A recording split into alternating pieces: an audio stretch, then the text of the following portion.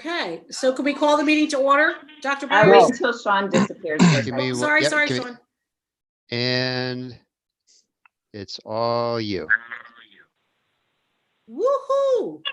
I would like to call the special meeting of the Amity Board of Education Finance Committee to order. The special meeting of the Amity Board of Education Finance Committee to order.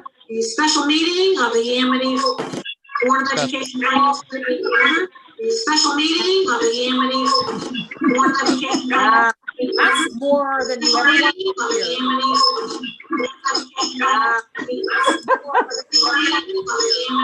All right, Sean.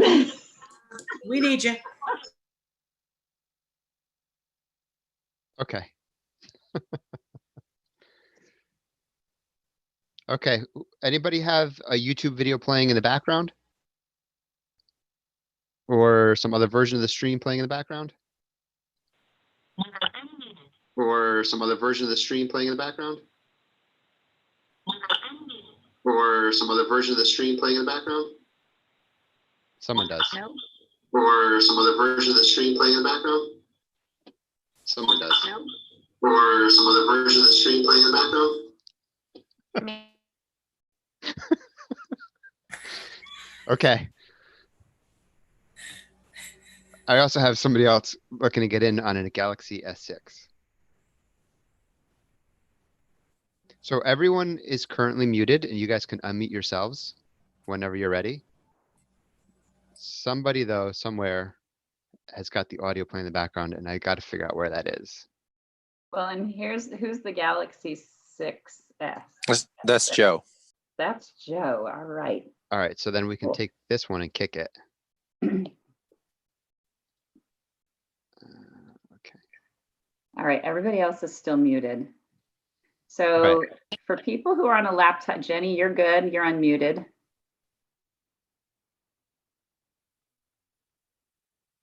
So we'll go one at a time. Ready?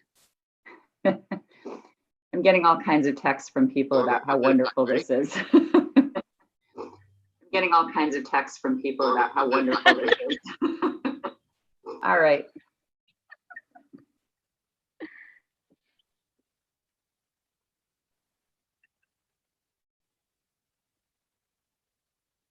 Joe, you mute? I don't have anything running in the background. There's no echo with me. Okay, I think everyone's unmuted but Terry, and we're good. Terry, do you have like a window in the back running something? Oh, we can't. You're muted, Terry. I've unmuted Terry. I have everything. Oh, we I'm can't. shutting You're muted, everything Terry. down. I've unmuted Terry. I have everything. Oh, we I'm can't. shutting You're everything- muted. Something's going on with Terry's computer. It's Terry. Cutter. Kind of important that we have Terry here. I'm not sure we can do this without I've her. shut everything Kind of off important except that we this have Terry here. computer. I'm not sure we can do this without I've her. shut everything off except this.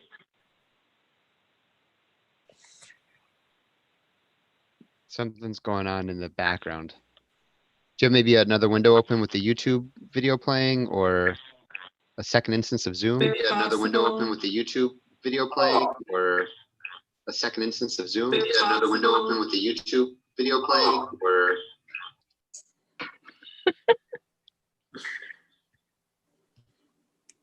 I think Terry jumped out. But we lost that echo, right? Yeah, it was Everyone coming else is from unmuted. Terry. Can I try it again? Can you hear me? Yeah, you sound fine, but we need to get Terry to call back in. Thank you.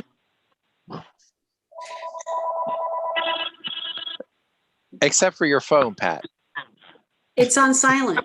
I'm just getting a town of Woodbridge robocaller right now.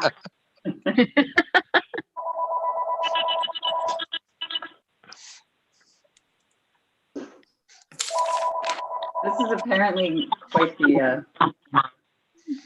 the production. I just like to say that Sean still wins on cool points with all those guitars on his back wall. There's like 4 guitars back there. If this doesn't work, I'm gonna have to start playing one to keep people busy.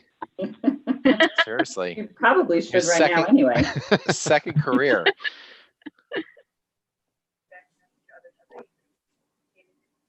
Okay. All right, so Terry should be good. Let's see.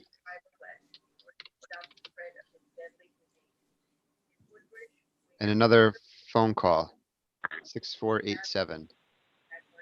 Are we waiting for anybody else? It's Terry. I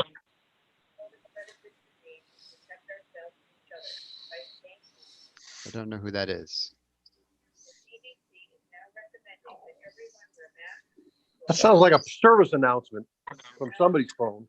Well, I think that's Pat listening to the robocall. Yeah, because it just rang here. I didn't pick it up. Closing towns and playgrounds, Matt. Okay. Playgrounds and tennis. Yeah. Okay, here comes Terry. What bridges?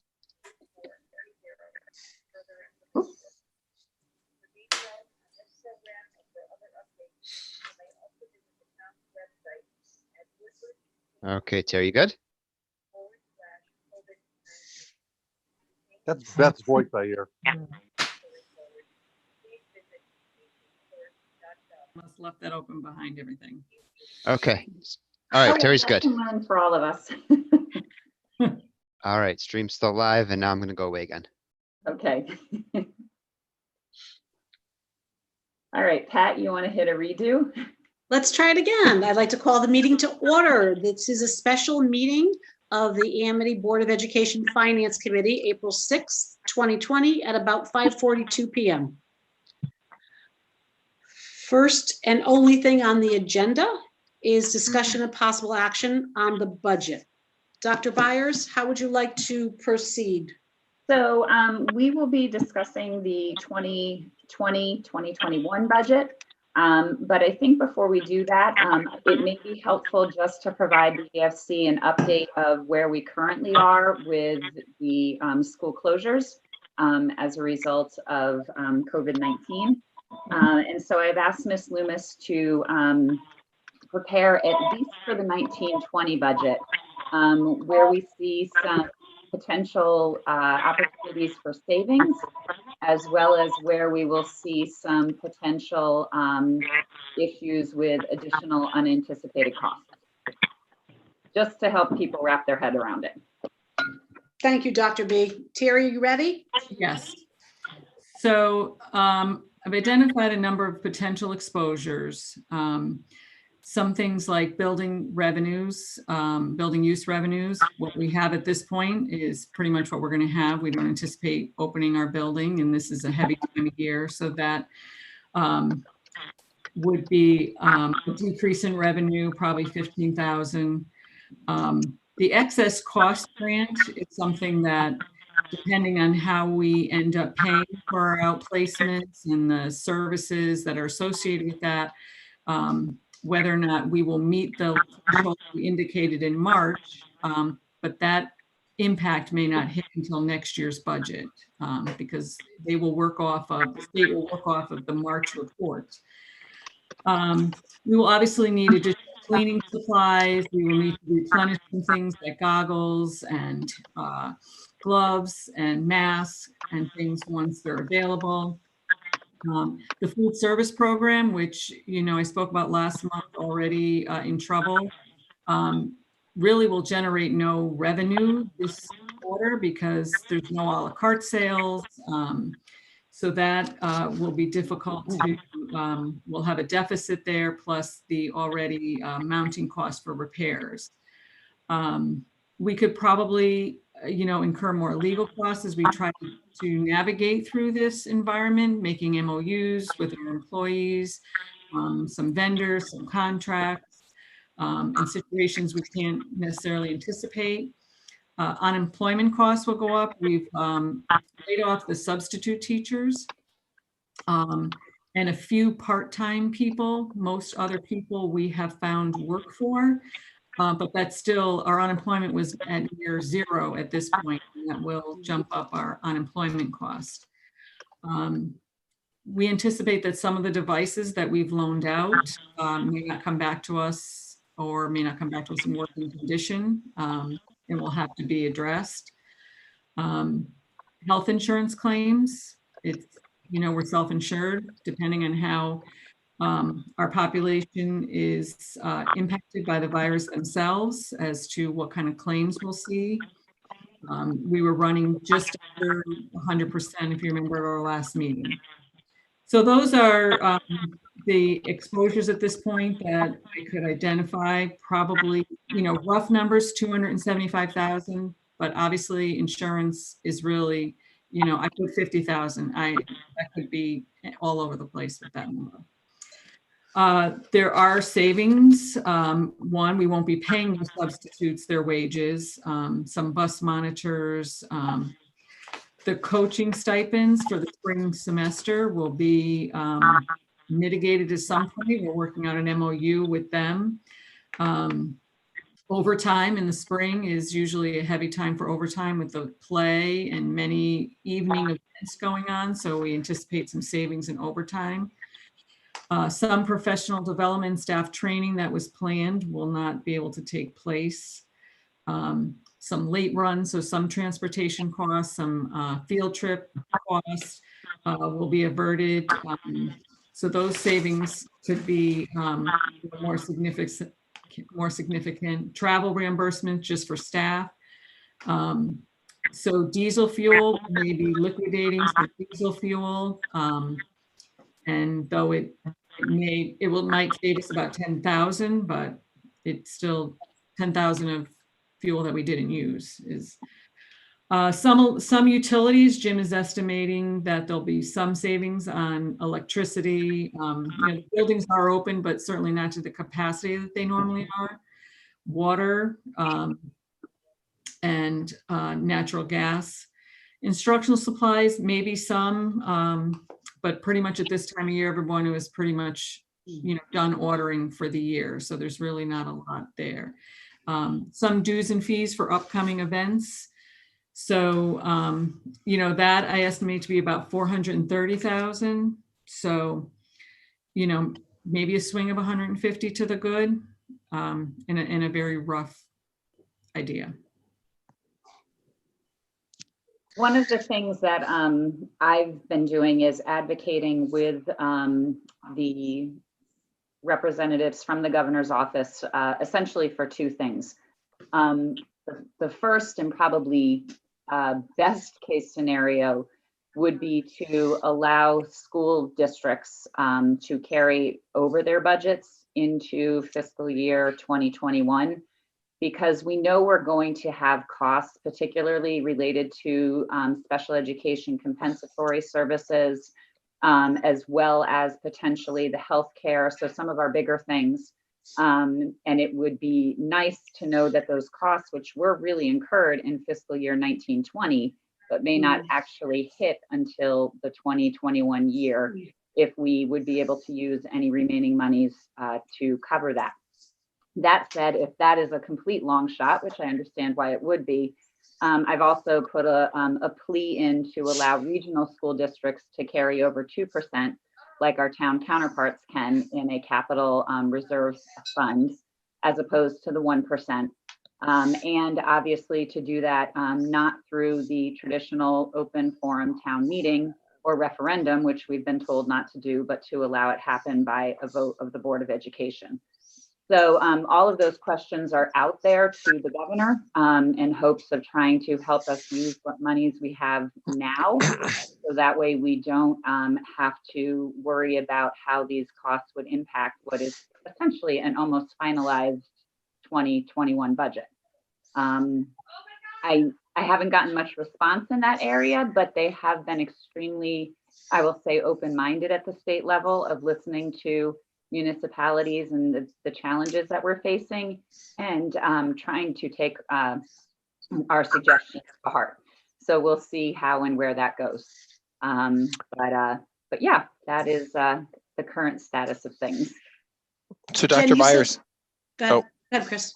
no, I was going to say, is that something that is a governor decision, or is that something that would have to be voted on by the assembly? Essentially right now, the governor can make an executive order about anything. So I really put the plea into the director of finance at the state level. And if the governor opted to do that, just like he did with the executive orders around municipalities and their budgets, that could potentially change. Yeah. Okay. Thanks. Sorry, Pat. No, really quickly, Dr. Byers, that was for the 2%. What about the 1%? Well, so the 1% right now, it still exists for regional school districts. We would still follow statute and go to town meeting or to referendum. But I'm hoping that the 2% It would be moot. part of legislation anyway. Right. Okay. And so I'm hoping somebody can at least kind of acknowledge that. And I think the bigger challenge is I don't know what the status will be in September of our ability to go to referendum or to have town meetings, public meetings. So I'm hoping that they would also perhaps continue to serve that, have that waiver for boards of ed. I think it would also help us if we knew that answer now as opposed to in September. Okay. So, but we'll see what happens. Okay. Anybody else have any questions? Yeah, I have one. This is Matt. I have one for Terry. Can you hear Sure. me? Yes. Okay. What's going on, for example, a bunch of things cross my mind. Well, let's start with custodians. Obviously the buildings aren't getting dirty. All the custodians are coming in and we're paying them all to clean what? Clean buildings? So right, I don't mind taking this. So right now we have our custodial staff coming in. They're actually starting their summer work because we're anticipating our summer school essentially extending from potentially June 15th through August 15th, whereas usually it's just the month of July. So spaces that we would be using, we've already done, we've done the summer floors and a lot of the common spaces that we would use. And so we're getting a head start on that work because you can't do that when the building's occupied for summer school. And so that's sort of what we're planning for. And then the extended summer school services, Mr. Giglietti, are to accommodate the special education services that we're currently unable to provide while the school is in an off-site learning capacity. Okay, another question. What about the bus contract? In other words, we pay X number of dollars for bus service, which includes drivers, fuel, and all this. Obviously, they're not buying fuel. They're not paying their drivers. What are we paying the bus company? So Terry, do you want to address that one and sort of what the idea is without jeopardizing our ability to negotiate? Okay, so we are trying to negotiate an agreement with the owner operators that we would pay them now for the current anticipated, contracts that they're operating under this year, in lieu of taking a credit next year, understanding that they're losing all the athletic trips, they're losing field trips, late runs, so they're suffering a loss of income. But if they could keep their main base contract now and then give us a credit in the 21 fiscal year, which we think, based on all the things that Dr. Byers addressed, we're going to need some places that we're going to be able to turn to when we have some unexpected costs come. So that is what we're trying to negotiate with the owner operators now. But to that effect, Mr. Giglietti, we feel very strongly that Matt. I know we're in public. Call me Matt. But to that effect, Matt, the issue that we feel strongly about is that has to be a BOA decision. Yeah. Our ability to maintain a positive relationship with our owner operators could be significantly impacted if, say, Amity were the only ones to reach that agreement and our elementary districts agreed to just continue the contracts in full. So we are also, in addition to kind of trying to work that out with the bus companies, we also are sensitive to the fact that we have to have that type of agreement and positive support from elementary districts. And so that's going to require some work in some places. Okay, it just seems like, again, I don't want to get into the logistics of a contract, but it just seems like if I own 6 buses and I'm going to get my full pay, I'm not paying anybody to run the buses. The buses aren't going to break down. I'm not going to buy fuel. That's a pretty good deal for the bus company, as far as I'm concerned. But that's, you guys have got to negotiate that, so. I mean, there's a lot of pain out there, believe me. You know, people are hurting and hurting and hurting. I mean, if the bus companies are going to be made whole, well, that's wonderful, but it's not the way it is out there. Everybody's getting hurt, so, but I'll leave that up to you. So on the buses, is that something that would be a credit for runs next year, or would it be a credit for something else? Because we're still negotiating, I don't necessarily want to go divulge that too much. Okay. But there would be a credit that would be to the benefit of the district, yes, or district. What's our normal athletic runs outside of the normal day-to-day bus runs for moving students to school? Like Well, roughly. We estimate about 65,000 for the spring sports. Say again, 65? About 65,000 for the spring sports. Okay. And then probably another 22,000 for field trips in the spring that did not occur. Okay. Thanks. You're also saving on spring sports, all the costs of referees, umpires, and all that. That's a lot of money too. Yes, one thing I will caution everybody on with spring sports is that the CIAC has still continued to only postpone them indefinitely. Yeah. They have not canceled them for this year, with some discussion of having seasons extend past graduation and into July. So our opportunity to save on some of our spring athletics may not actually be a reality, depending on what CIAC ultimately determines to do. Or it may not be as big of a potential savings as we were looking at.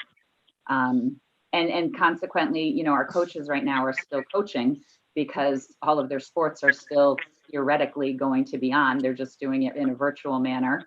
And we have to continue to maintain that until we know something different.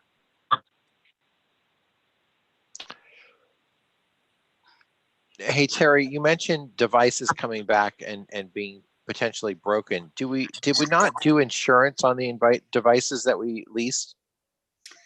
So we did when those were leased at the beginning of the year, the 7th and 8th graders, the new devices.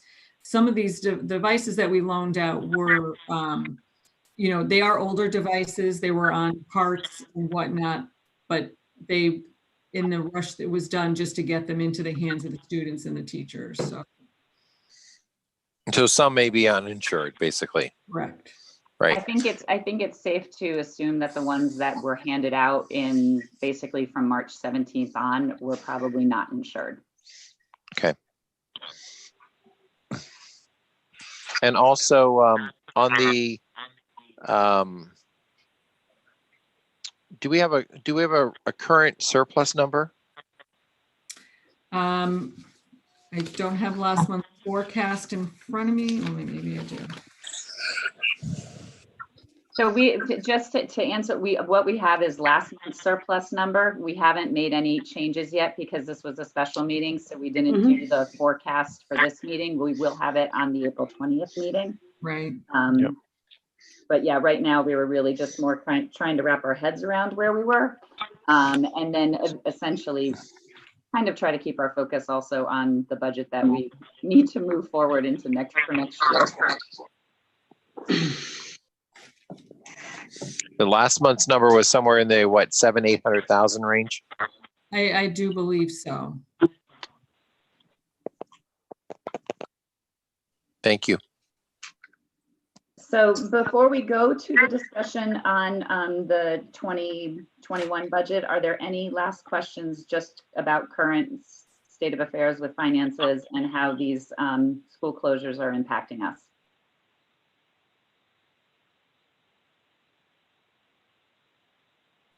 Okay. Just one quick thing. Did I hear Terry say with the cafeteria that there would be some sort of a damage? Yes. Or okay, what was the damage? I wasn't sure what that was. A deficit, yeah. Yeah. Oh, deficit. Sorry. Okay, never mind. Yeah, okay. Got it. Yeah, No, that's fine. I thought I heard damage. Repairs that they needed to do anyway, but a deficit because we're giving out so many lunches and there's no Okay, extra got it. money coming in. Got it. That's fine. I thought I heard damage. I didn't know if And, something and I happened. do want to clarify, the deficit we run will not be because we're providing the meal program right now, but it will be because from all the money that we would have typically made in profits from Right. March 12th through the end of the year, we are not making any money in the program. So that's where we're going to end up having a deficit that was unanticipated. I Thank just you. thought I heard, yeah, I thought I heard damage and I thought something happened. Yep. I didn't know. That's fine. Thank you. Jen, I have a question for you. Okay. In terms of the remote learning, to what extent are we having trouble with not having the technology to pull it off of students? Is it working, or are we looking at maybe needing to spend more on devices for next year? I think that we have learned a lot in a very short period of time. I think that sort of anecdotally, Mr. DeRosa and his team have evidence that we are providing far more support for students in the high school than we are at the middle school, because the middle school devices were rolled out and set and ready to go. The one big problem that we actually experienced with the middle school was one of our own making, because we were testing out a system and it ended up not working so well remotely, because which we were able to fix, and that wouldn't happen again. It just was bad timing. And so that's sort of how we ended up there. But we will have data for the board to show that when we are in a one-to-one learning situation, having the kids operating our own devices infinitely improves our ability to deliver the work and the instruction. I think we also saw that in how quickly our teachers got up and running. And not that I think it was a slow process, but I do think that our middle school teachers, again, because they just had 1 or 2 additional years of having them with all their kids, were able to get off the ground just a little bit faster than our high school staff. Although I think that the high school staff is doing well. I do think that, I've been thinking about what it looks like if people were to say, partially return, or teachers were allowed back in the buildings, but kids weren't, and kind of how the learning would change. And I keep thinking that, our infrastructure probably wouldn't be able to handle those kind of loads without us doing the rebuild. So I'm glad that that's still part of the budget. And I think that, Jenny, going forward next year with the 9th and 10th grade devices is going to be sufficient. If nothing else, we know that we have enough devices now with our kids, or we can scrounge together enough that if we had to go through this again in the fall, as some people might hear from predictions, if our 9th and 10th graders have the devices, we'll be okay and we can manage it. I also think we've learned a lot about our learning platforms, where we're delivering the instruction and how we're posting it, and we'll be able to have a much better sense of what is going to work more easily for students and parents and teachers by the end of this whole period. It's a real trial by fire, but we're getting a lot of good information. I bet. Thanks so much. And so the 9th and 10th grade is still in the budget at this point? Yes, and we can talk about what's been reduced and what hasn't, and that would probably, it's still in the budget for sure. Any other questions before we just take a quick look at the memo so we can summarize where we are? All right, so included with the agenda, you should have received a budget memo that was directed to me from Terry, and it just kind of summarizes where we are. So you'll recall that you had a special meeting on February 24th, and AFC moved forward a budget that was 2.49% above current year. The Board of Education had a special meeting on March 11th just to discuss the budget. And they truly understood the need to bring the budget number down closer to the AFC approved percent. And they really did that through 2 things. The first was to move some security cameras to end of year purchases using current year funds. The rationale there being it's new equipment. It's like other new equipment that we move to end of year purchases, and it would be something that we could get and in May and be set and done with that.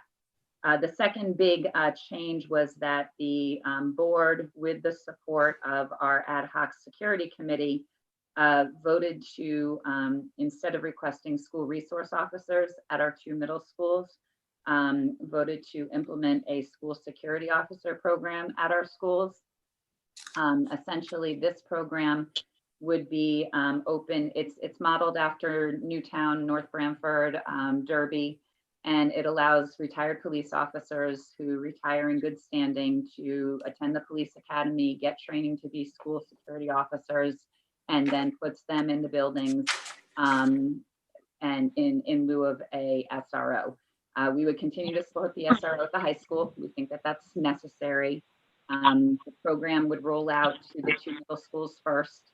And then ultimately, my ideal would be that through attrition and retirement, as our security officers leave their positions, we would bring on additional SSOs until most of our security staff are SSOs. We have some staff on board already who I believe are qualified for this. So this came with a minimal cost. So putting those together, that brought the budget to a 2.73% increase. Still in that budget are the one-to-one devices for 9th and 10th grade. I would not recommend removing those, particularly in light of the experiences we've had now.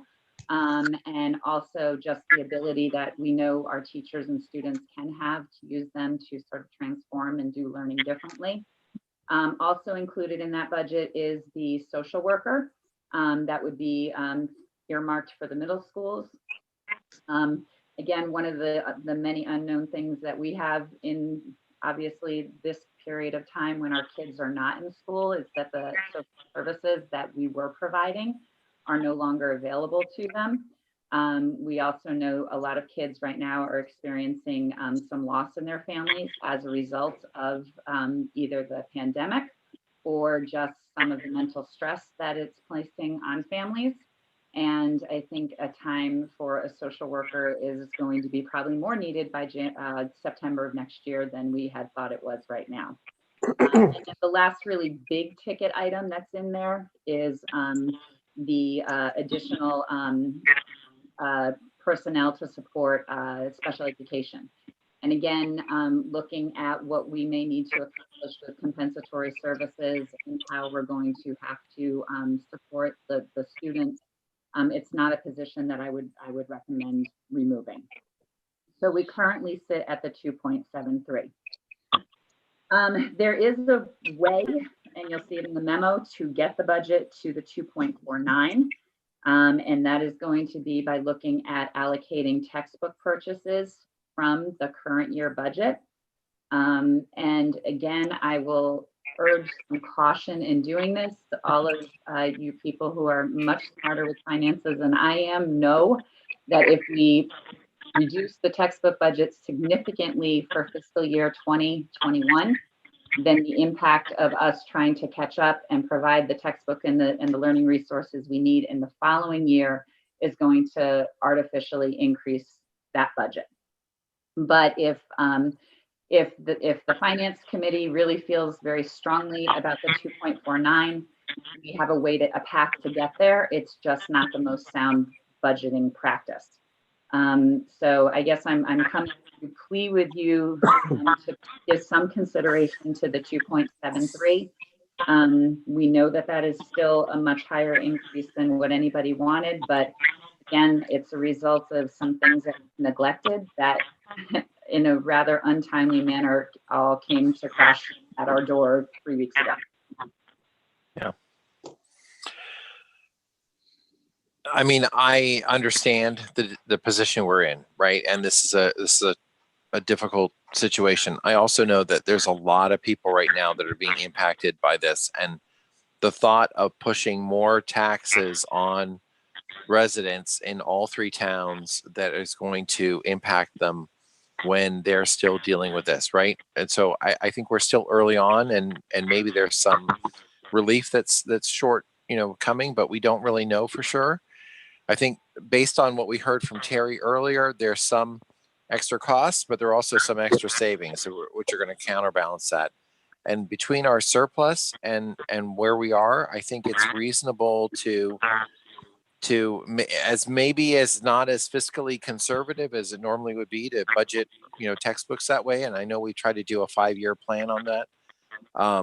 I would jump at that opportunity to try to keep it at the 2.49 if we could. And that's just because I just worry about the impact on town members.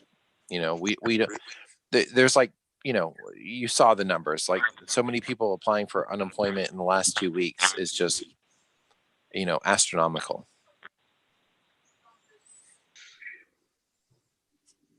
And I really appreciate the SSO versus the SRO. I think that's really smart. I think that's really gets us what we want, and yet at a much better cost ratio. This is Matt. I think looking at this, my thought was, and Terry's certainly got a better handle on this than I do, but I thought we'd be saving money with everything closed for God knows until when, and that we could use the savings to buy the textbooks this year and take it out of next year and get the budget down to 2.49. Again, the numbers are all over the place, but my gut tells me I can't imagine we're going to spend more being closed. So, and again, that bus thing, I got to think about that one, because I could see taking the bus companies and say, here, we'll give you your cost of whatever, but we're not going to pay you for a driver, and we're not going to pay you for the fuel and the repairs on your buses because they're not running.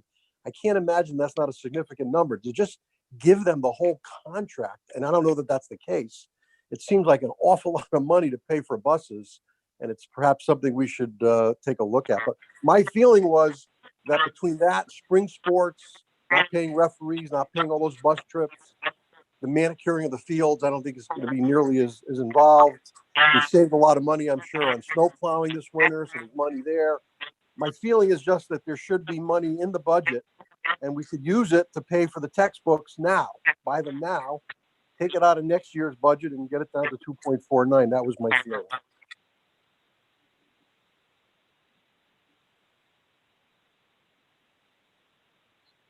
Dr. Byers or Terry, do you have a comment on that? I mean, again, that was what, we put it in the memo to toss it out there. I think ultimately, again, the recommendation from AFC would go to the board. But I think if the board knew there was support from the AFC, that we understand this isn't the ideal way to budget, but we also understand where they put a point when I know we've always said that predicting our budgets is sometimes difficult because we're working with live people and they come and they go and they change. It's 100 times worse right now. So I think as long as we acknowledge that we're doing the best that we can in the moment, in April of 2020 to figure out how to deal with something for the next fiscal year, and when fiscal year 21-22 happens, it's going to be a very different story. But I think we just have to remember this conversation literally when the textbook line comes in that year and it shows a 200% increase. And everybody's saying, why did the textbooks go up so much? We just have to remember that we did this on purpose and for a reason, because we thought it was the right thing to do. I'll remember. Okay.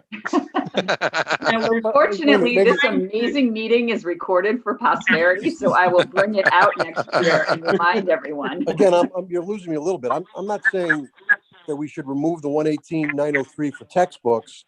I'm saying put it in this year's budget and pay for it, and then take it out of next year. Maybe I'm not coming across. No. We hear you, Matt. Yeah, we got you. What we can spend this year, we'll spend this year, and I think.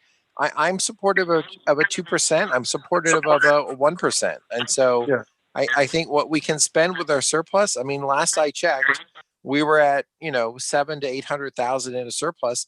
We may, from being closed, we may have 125,000 additional to that. That's just in saving. Yeah. Right. And so, and some things, look, we want to try to protect people, protect jobs. At some level, there's a cost, right? There's a cost to having unemployment versus Sure. you know, having people laid off. So I think I think the juggle between that and in a reasonable manner, and then have that spend what we can spend this year, and then we keep that in mind next year. And I know textbooks, look, it's going to look crazy if it goes up 2%, 200%, but it is what it is. And I think the towns would appreciate the mitigation now on the taxpayers versus at this time versus a year from now, saying that it was only 100% on the textbooks because we took the money already, right, from them.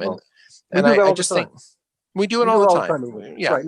We're right now we're planning. We're gonna have because of the lack of snow and everything, we're gonna have a pretty good contingency amount left over, which we're gonna use to pay for stuff out of next year's budget to get it into this year's budget. Right. And keep it lower. And same thing. Yeah, that's the same idea here. And I think 249 is still, it was something we agreed to earlier. It's something that's been floated out there. I think the towns are, you know, getting comfortable with that. I think if we go to the full board and say, you know, we have a path forward for these textbooks, we're talking about 180,000, 110,000, 120,000, something like that, right? To make that gap. And I think that's something that we can absorb when we have a surplus and we have a 2% and we have a closed school for multiple months, you know, or month plus. Is John Grabowski on the call? Yep.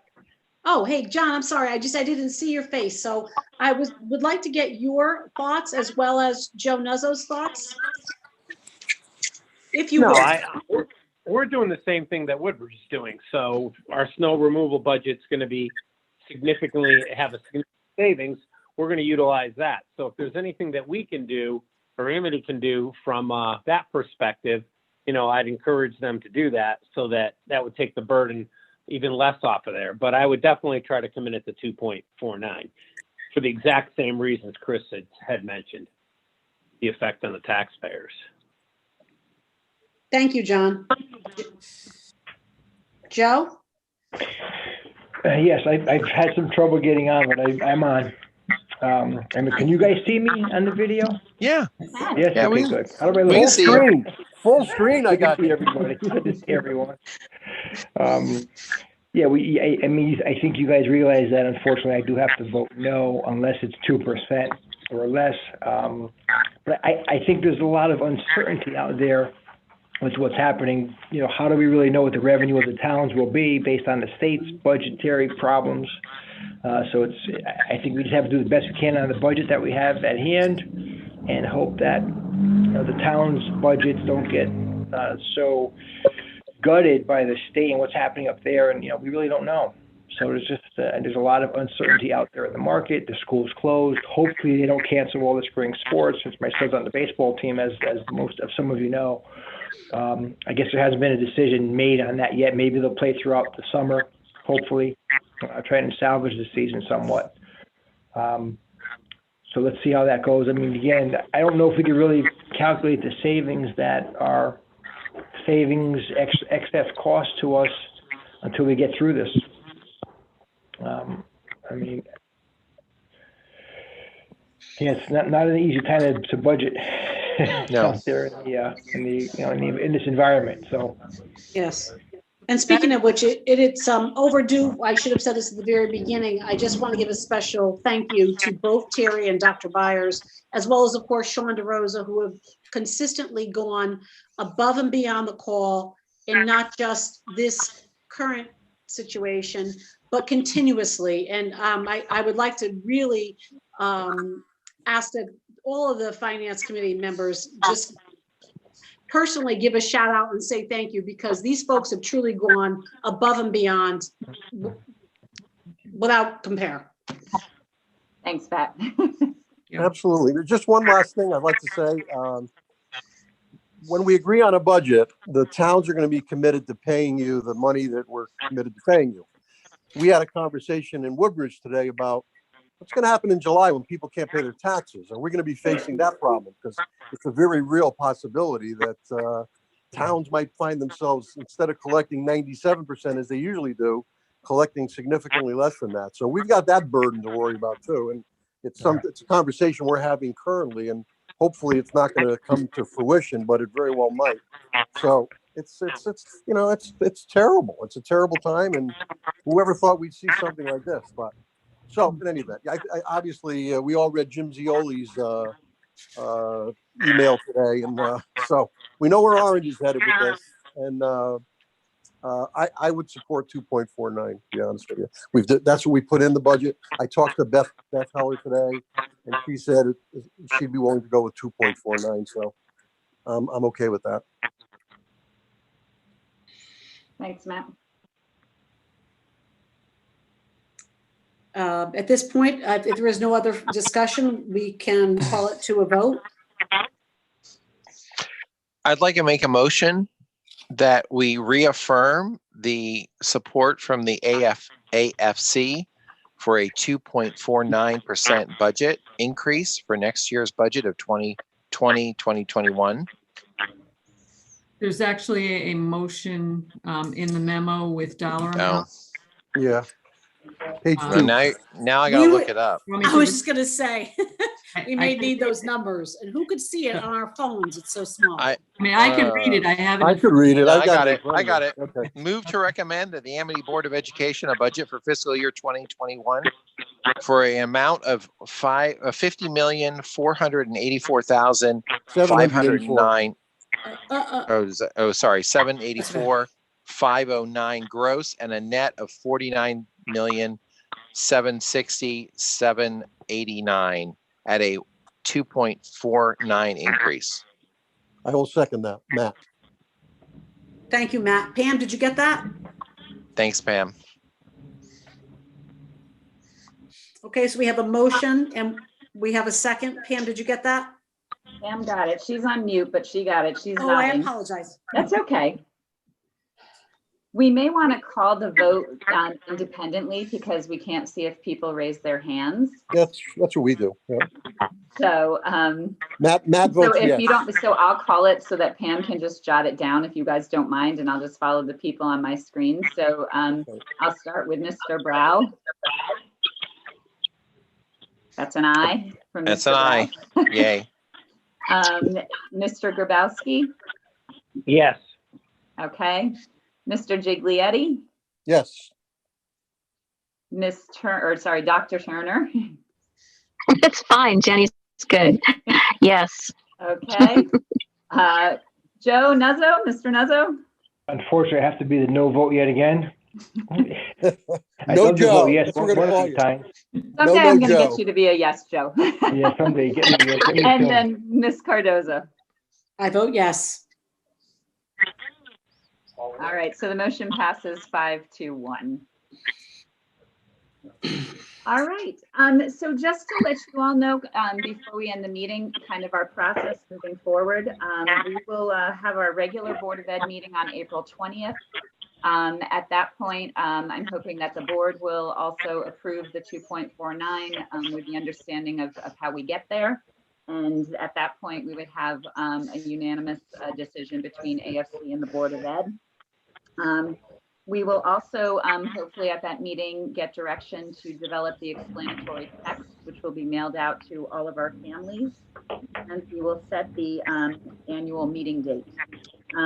We will have a district public budget hearing on Monday, April 27th. And at that point, technology hopefully will work in our favor, and we will have a way to take public comment during the live stream. If not, we have a couple other backup plans, but we will make sure that we get input from the public at the district meeting. That will also, though, continue to be done virtually according to the governor's executive orders. And then on Monday, May 4th, we will actually hold our annual district meeting. Again, it would be an opportunity for the public to comment on the budget. But rather than ending the meeting and move to referendum, at the end of the meeting on Monday, May 4th, the Board of Ed will just take a final vote on whether or not to approve the budget in lieu of the referendum. And that's in line with the executive orders of how we're supposed to do this right now. So by May 4th, we will know, and then we can share that with the towns so that they can go through that same process for their budgets. Sounds good. Sounds good. Very good. Thanks for everything you guys are doing. I know it's challenging, so I appreciate it. It's just making us do things in a different way, so. You know, Okay, it's good. sometimes you got to test the system a little bit. Sure do. All right, well, I think we just need a motion to adjourn, and then we'll be able to end the live stream, although I think Mr. DeRosa and I might see how some of this other stuff works, so we can figure out how to do a public comments at one of these meetings. So, Do we have a motion to adjourn Motion to adjourn. and a I second? can second it, it's fine. All right, Thank you, Joe, Joe. you can do something, right, when Do you're something, here. involve me somehow, You give got me some kind something. of a involvement. all right, Thank can I you, assume everyone. if we call all in favor, we'll hear a unanimous vote? Yes. Yes. All in favor? Aye. Aye. And if it's at all Raise my possible, hand now. if it's at all possible, everybody please have a safe, happy, and blessed Easter. Yeah, be safe. You Have too. a nice Easter, everybody, yes. Happy Easter to Thanks very everyone. much, everyone. Y'all Yep. have a good Happy night. Easter. Thank Thank you, you Joe, very good much. job. Thank you. Thanks thank so you, much. Peter. Thanks, guys. Okay, bye. Thanks.